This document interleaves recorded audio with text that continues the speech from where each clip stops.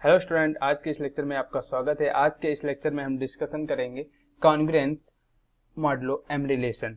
आज के जो हमारा टॉपिक रहेगा वो कॉन्ग्रुएंस मॉडुलो एम रिलेशन रहेगा।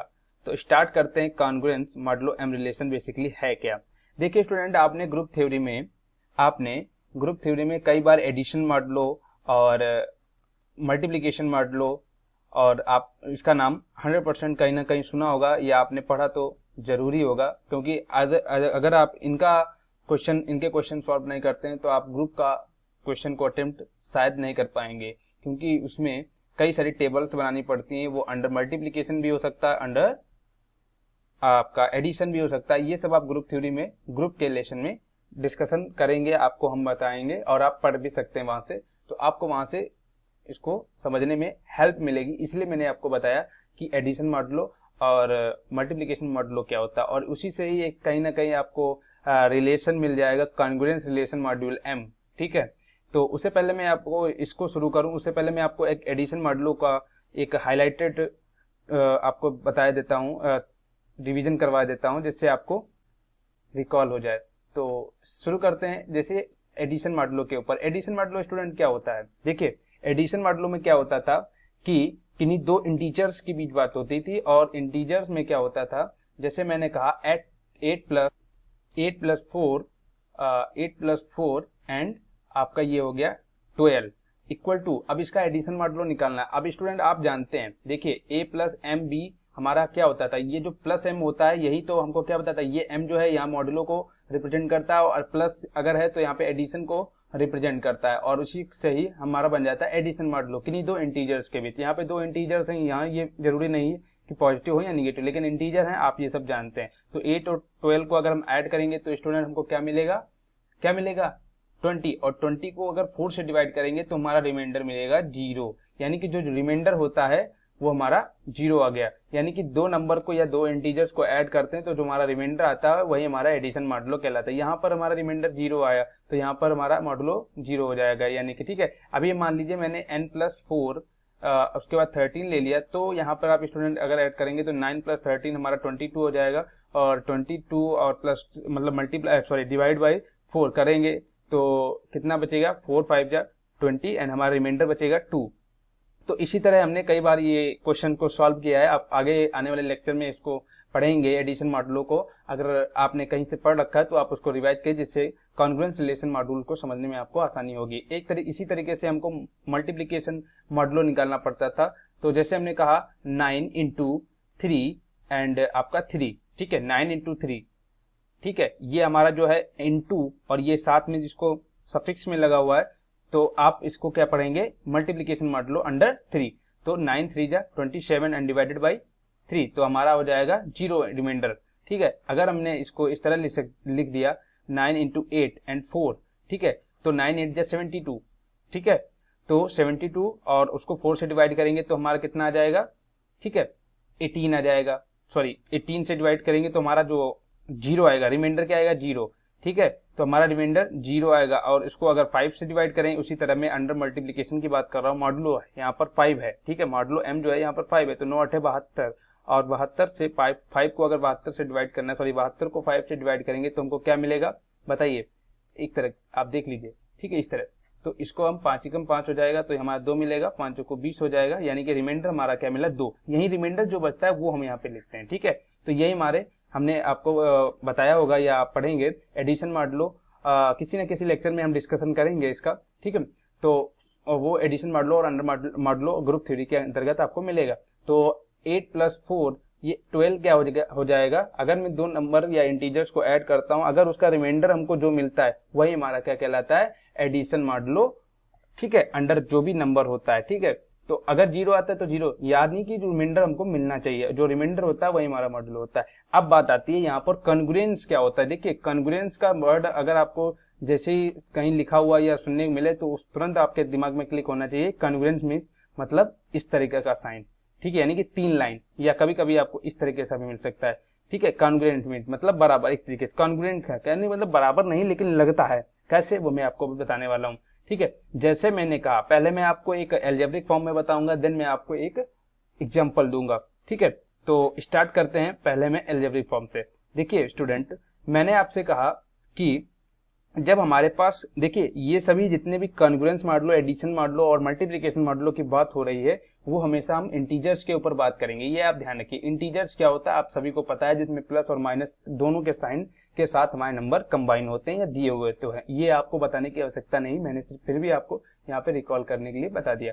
ठीक है, अब स्टूडेंट जब भी बात मॉडलों की होगी तो इंटीजर्स की होगी। जब इंटीजर्स की होगी तो आप देखिए यहाँ पर अगर मैं कॉन्ग्रुएंस रिलेशन मॉड्यूल निकालूं, ठीक है, कॉन्ग्रुएंस रिलेशन मॉड्यूल निकालूं तो हमारे पास दो इंटीजर हैं a b, ठीक है, और m हमारा क्या बता रहा है, मॉड्यूलों को या मॉड्यूल को, ठीक है, आप मॉड्यूली भी बोल सकते हैं इसको, ठीक है।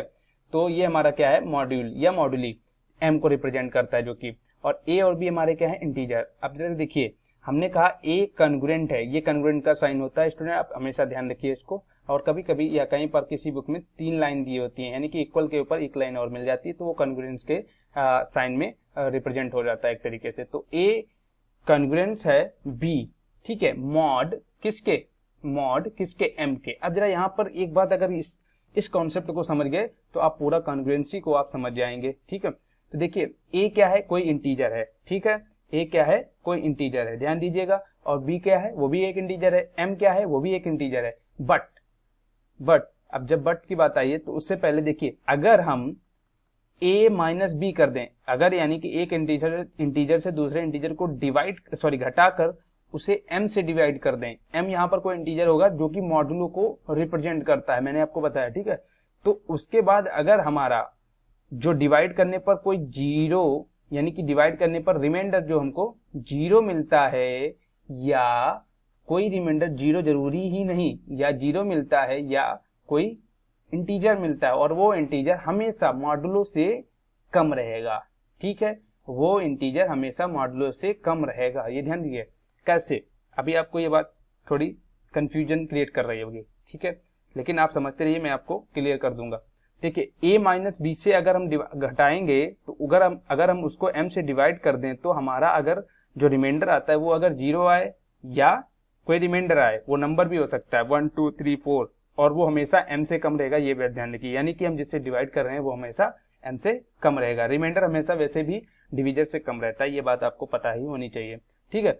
तो इसी तरह हम इसको कैसे लिख सकते हैं, जैसे अब एग्जाम्पल लीजिए, आप काफी देर से सोच रहे होंगे इसका एक एग्जाम्पल मिल जाए तो शायद समझ में आ जाए। जैसे मैंने कहा 7 माइनस 2, दोनों एक इंटीजर हैं, और उसको मैंने m से, यानी कि m यहाँ पर मैंने ले लिया स्टूडेंट, m ले लिया हमने 5, ठीक है, यहाँ पे हमने m बराबर 5 ले लिया, ध्यान दीजिएगा m यहाँ पर 5 है, मैं आपको यहाँ पर क्लियर करके लिख दे रहा हूँ।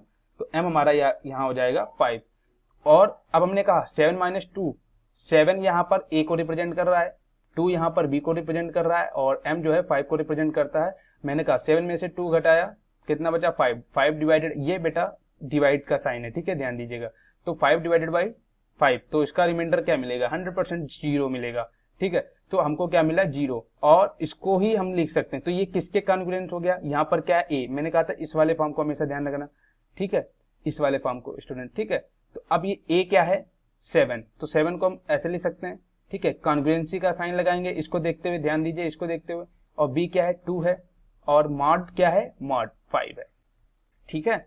अब जरा इसको मैं इसी तरह फिर से आपको बता रहा हूं, जैसे मैंने कहा कि a क्या है, इसको हम ऐसे लिख सकते हैं 7 पे, और 2 यहाँ पर क्या है, मेरा है रिमाइंडर, मैंने आपको बताया था एक तरीके से, रिमाइंडर नहीं है सॉरी।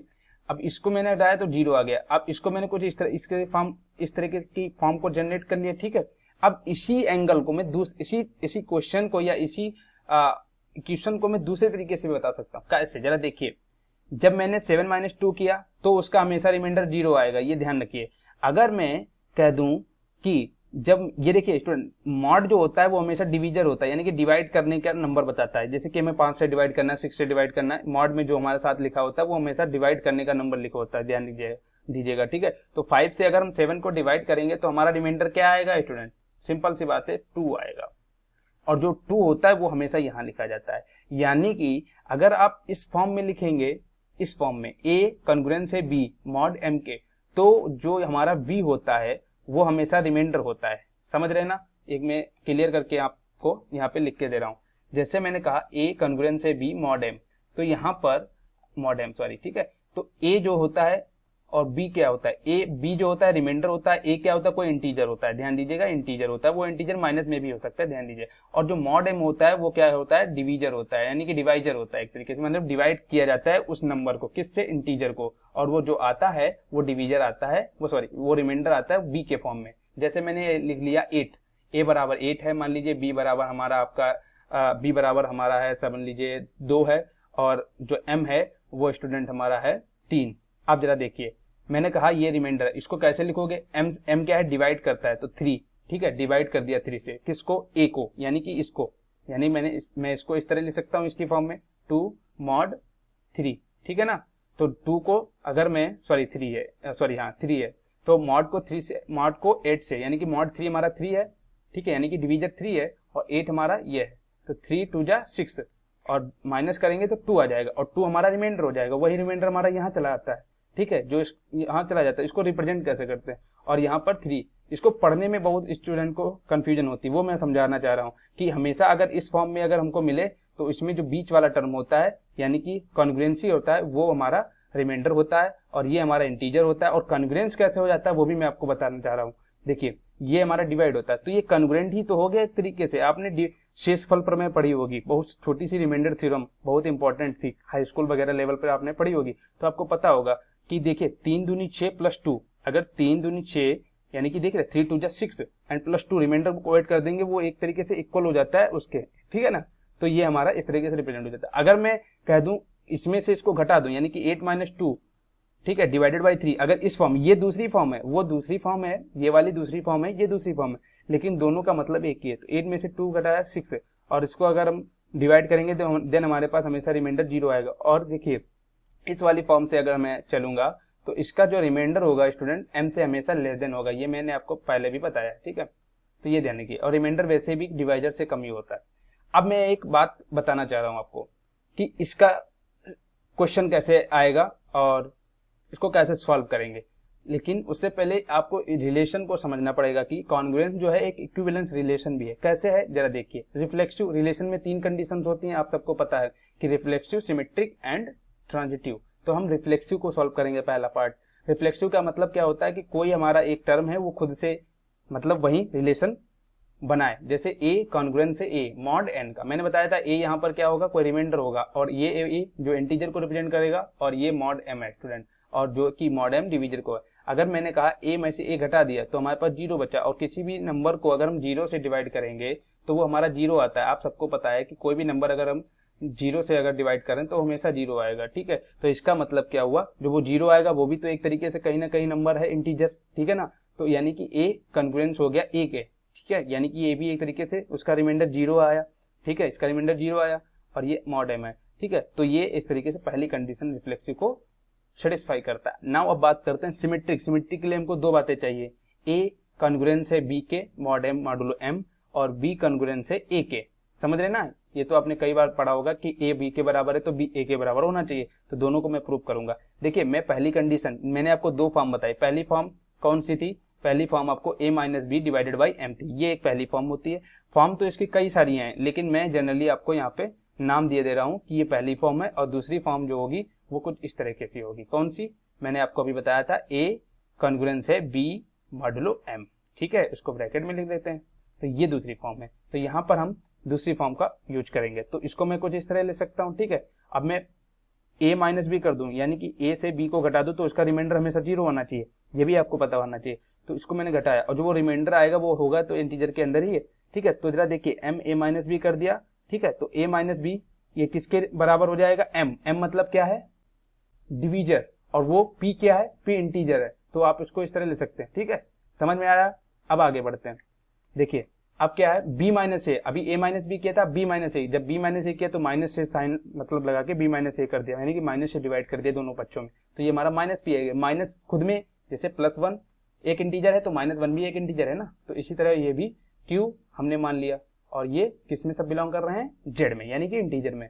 तो m क्या है, b माइनस ए, और b माइनस ए को हम q लिख सकते हैं। और ठीक देखिए अब चाहें तो आप ये m क्या है, डिवाइड, एक तरीके से ये रिमाइंडर बचेगा, वो रिमाइंडर हमारा 0 होगा, सिंपल सी बात है, 0 ही तो होगा, और 0 खुद में एक इंटीजर है, तो इसको चाहो तो आप लिखो या ना भी लिखो। तो b माइनस ए यानी कि b कॉन्ग्रुएंस हो गया a के, ठीक है, b कॉन्ग्रुएंट हो गया a के और वो भी मॉड m के साथ। अब यहाँ पे कोई नंबर पर्टिकुलर दिया नहीं, इसलिए आपको कंफ्यूजन क्रिएट हो रही होगी। जैसे मैंने कहा कि अगर हमने कहा 8 कॉन्ग्रुएंट है 6 के और मॉडुलो 3 के। अब जरा देखिए यहाँ पे a मान लीजिए ये, b मान लीजिए ये और आपका m है ये। अभी पहला वाला पार्ट से मैं समझा रहा हूँ। इसमें मैंने कहा था a माइनस b किया था तो 8 में से 6 गया 2, ठीक है। अब 2 घट गया, 8 में से 6 गया 2, ये तो रिमाइंडर है। 8 में से 6 गया 2 और इसका क्या है 3 m। अब 3 को 2 से डिवाइड करेंगे बेटा, देखो 3 को 2 से डिवाइड करेंगे तो इसका रिमाइंडर क्या आएगा, कुछ नहीं आएगा, यानी कि 0 आएगा। तो वही चीज फॉलो हो गई। अब ठीक है, अब मैंने इसको घुमा दिया, कहने का मतलब उल्टा कर दिया, b माइनस ए कर दिया, यानी कि 6 माइनस 8 कर दिया। अब जरा देखिए 6 माइनस 8 कर रहा हूं मैं, 6 माइनस 8 करेंगे तो 6 माइनस 8 करेंगे तो हमको क्या मिलेगा स्टूडेंट, 2 मिलेगा माइनस का, वो भी। और -2 खुद में एक इंटीजर होता है। मैंने ये बताया, मैंने आपको स्टार्ट में बताया था कि ये सभी कंडीशन इंटीजर्स के ऊपर डिपेंड है, इंटीजर्स होगा, ठीक है। तो -2 ये हो गया और -2 को अगर हम डिवाइड करेंगे 3 से तो भी हमारा रिमाइंडर 0 आ रहा, यानी कि ये पहली वाली फॉर्म है और पहली वाली फॉर्म में रिमाइंडर हमेशा 0 आना चाहिए, ये भी बात आपको बता दी, ठीक है ना। तो ये इसीलिए ये हमारा जो रिलेशन है, कौन सा रिलेशन है, ट्रांजिटिव सॉरी सिमेट्रिक रिलेशन है। अब मैं बात करूंगा ट्रांजिटिव, यानी कि अगर a बराबर b है, b बराबर c है तो a डेफिनेटली c के बराबर होगा, ठीक है, समझ में आया। चलिए शुरू करते हैं आगे की अगला स्टेप, ट्रांजिटिव। अगर a कॉन्ग्रुएंस है b के सेम उसी प्रकार तो मॉडुलो m होगा, यानी कि b congruence c then modulo m, इस तरह से ले सकते हैं और हमको यही प्रूव करना है, ठीक है। तो अब स्टार्ट करते हैं, a congruency b modulo m, ठीक है। तो b congruency c modulo m, ठीक है। तो a में से b, ये मैं पहली फॉर्म को यूज कर रहा हूँ, a minus B divided by m और b minus C divided by m। तो हमारा जो रिजल्ट आएगा वो भी एक इंटीजर होगा, आप जानते हैं। तो मैंने इसको ओवरऑल एक साथ कंबाइन करके लिख लिया, तो a minus B plus b minus C और b से भी कैंसिल आउट हो जाएगा, देन a माइनस सी। और मैंने बताया था इसको कैसे लिखा जाता है, जब भी कोई फॉर्म होती है तो ऐसे ही तो लिखा जाता है, मॉडुलो m। ये सेकंड फॉर्म कहाँ से आती है, a minus B divided by m से। तो हमने इसको, ये पहली फॉर्म बताई थी, ये दूसरी फॉर्म बताई थी ना, ठीक है। तो ये आया कहाँ से, a और ये कॉन्ग्रुएंस, ये कॉन्ग्रुएंस का साइन थी, a बराबर ये कॉन्ग्रुएंस b मॉडुलो m, ठीक है ना। तो अब देखिए ये वही फॉर्म है, वही फॉर्म आ गई, तो यानी कि ये रिलेशन बनाता है इक्विवेलेंस का, ठीक है। तो ये एक इंपॉर्टेंट थ्योरम आप समझ लीजिए, या एक तरीके से प्रूफ था जो आपके लिए काफी फायदेमंद होगा समझने में क्वेश्चन को। अब बात करते हैं इसका मेन यूज कहाँ पे होता है। मेन यूज स्टूडेंट आप समझिए, क्योंकि आपका प्रूफ नहीं आएगा लेकिन आप इसका यूज कहाँ पे करेंगे, क्योंकि इनके सवाल, जैसे मैंने आपको कहा कि हमारे पास 124 एंड 134 एंड 23, ठीक है 23, और उसको डिवाइड करना है 3 से। जरा इसको करके आप दिखाइए। आप कहेंगे इसको करने में टाइम लगेगा, टाइम बिल्कुल ही लगेगा। अगर आप इसको आप एक जो जनरल मेथड होता है इसको आप मल्टीप्लाई करके देन डिवाइड करेंगे तो काफी टाइम भी जाएगा और लॉन्ग भी हो जाएगा। ऐसे ही क्वेश्चंस को सॉल्व करने के लिए हमको यूज करना पड़ता है कॉन्ग्रुएंसी रिलेशन को, ठीक है। और इस टाइप के जो रिलेशन है इसी को ही हम बोलते हैं इंटीजर मॉड्यूल, ठीक है ना, इसको ही बोलते हैं इंटीजर मॉड्यूल, ठीक है, कॉन्ग्रुएंस इंटीजर मॉड्यूल बोल सकते हैं, ठीक है। तो इसी क्वेश्चन को सॉल्व करने के एक बात स्टूडेंट हमेशा ध्यान रखिएगा कि कोई भी क्वेश्चन का सॉल्व करना है, अगर कोई भी क्वेश्चन को सॉल्व करना है तो उसके कई सारे अलग अलग मेथड जरूर हो सकते हैं, लेकिन जो कॉन्सेप्ट रहेगा वो हमेशा एक ही रहेगा, ठीक है। तो आप देखिए 3 और एंगल भी समझने के अलग अलग हैं मॉड्यूल को, ठीक है। जरा इसको सॉल्व करने की कोशिश करिए। जरा मैंने आपको कहा ये m जो क्या है, ये मॉड m और m यहाँ पर क्या है 3, और ये सब क्या है, इंटीजर्स हैं। बस हमको यही बताना है। देखिए इसका रिमाइंडर बताना है। अगर रिमाइंडर 0 आता है देन हमारी पहली वाली फॉर्म को ये फॉलो करेगा। अगर रिमाइंडर हमारा कुछ नंबर्स वगैरह या माइनस पॉजिटिव या प्लस माइनस में आता है देन हमारी सेकंड फॉर्म यूज करेगी, लेकिन आएगा तो रिमाइंडर है ही। जरा देखिए इसको, 3 चक्कू 12 और ये 3 कम 3, इसका रिमाइंडर क्या बचा स्टूडेंट, 3 चक्कू 12, 3 कम 3, इसका रिमाइंडर बचा 1, और इसका रिमाइंडर क्या बचा, 3 चक्कू 12, 3 चक्कू 12 और उसके बाद 2, इसका रिमाइंडर 2 बचा। अगर हम 23 को डिवाइड करेंगे 3 से देन हमारा 3 सत्ते 21 और उसके बाद हमको क्या मिलेगा 2, ठीक है, समझ रहे ना। और इसका मॉड क्या है, इसको आप इस तरह से भी लिख सकते हैं, ठीक है। अब जरा देखिए ये क्या आया, 4 मॉड m, m यहाँ पर 3। अब जरा इसको और सॉल्व करेंगे, जब तक रिमाइंडर m से लेस देन ना आ जाए तब तक हमको सॉल्व करना रहेगा, और जरूरी भी है क्योंकि हमेशा रिमाइंडर छोटा रहता है डिवीजर से, ठीक है। और ये एक तरीके से डिवीजर है और डिवीजर को ही हम मॉड बोल देते हैं। कई बच्चे मॉड में कंफ्यूजन रहते हैं कि मॉड होता क्या। मॉड कुछ नहीं होता है, मॉड सिर्फ नाम यहाँ पर आपको चेंज कर दिए इसमें, ठीक है, इस पर्टिकुलर केस में। तो 3 को अगर 4 से डिवाइड करेंगे, तो 4 को अगर 3 से डिवाइड करेंगे तो 3 1 जा 3, देन हमारे पास 1 रिमाइंडर। तो इसका रिमाइंडर स्टूडेंट क्या आया, मॉड 3, सॉरी 1, क्या आया 1, मॉड 3 का रिमाइंडर, सॉरी इस क्वेश्चन का रिमाइंडर जो आएगा 1 आएगा। तो आपने कितनी आसानी से इसको बता दिया कि इसका जो रिमाइंडर आएगा 1। अगर आप इसको जनरल मेथड से लगाते तो शायद इतनी जल्दी नहीं कर पाते, ठीक है। इसको आप मल्टीप्लाई करते, देन आप डिवाइड करते तो टाइम लगता, इसीलिए इसका यूज होता है। आप समझ में आया कि कॉन्ग्रुएंसी का यूज कहां पर होता है, इस टाइप के क्वेश्चन को सॉल्व करने में होता है। समझ में आया, ठीक है। एक क्वेश्चन में और आपको बताऊंगा, ठीक है। दूसरा क्वेश्चन हमारा कुछ इस प्रकार है स्टूडेंट, देखिए जैसे मैंने कहा कि हमारे पास मॉडुलो, इसका रेजिड्यू मॉडुलो उसी की बात होती है। जैसे मैंने कहा कि 93 जो है 93, इसको डिवाइड करना है मॉडुलो, जिसे आप 16 बोल दीजिए, ठीक है। तो 93 यानी कि ए हमारा क्या हो जाएगा 93, बी हमको पता नहीं यानी कि रिमाइंडर हमको पता नहीं, और हमको एम पता है, ठीक है। जरा देखिए अब हम क्या करें, दो तरीके हैं हमारे पास।